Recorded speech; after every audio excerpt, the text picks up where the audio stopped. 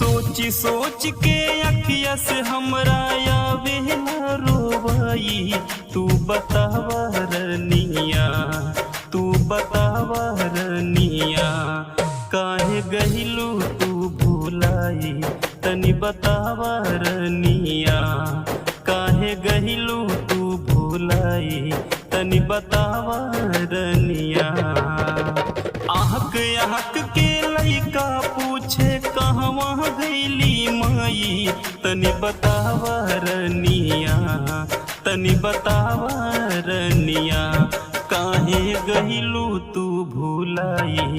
तनी बतावा रनिया, काहे गहिलू तू भुलाई। तनी बतावा रनिया।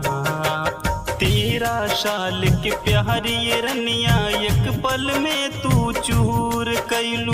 दूसरा के प्यार पाके रनिया हमरा के तू भूल गईलू। हाँ 13 साल के प्यार रनिया एक पल में चूर कैलू। दूसरा के प्यार पाके रनिया हमरा के तू भूल गईलू। तनिको ना तोहरा ये रनिया लाज शरम आइल।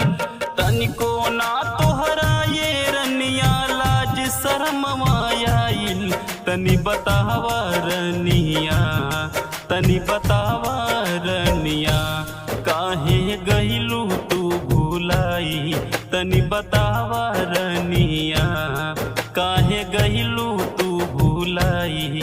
तनी बतावा रनिया। माई बाप से ऊपर होके तोहरा के पढ़वनी। इतना तो हम कहिए दिहली SDM बनैनी। तबो तोरा दिलवा में कैसे दूसरा के प्यार समाइल। तनी बतावा रनिया, तनी बतावा रनिया, काहे गहिलू तू भुलाई। तनी बतावा रनिया, काहे गहिलू तू भुलाई। तनी बतावा।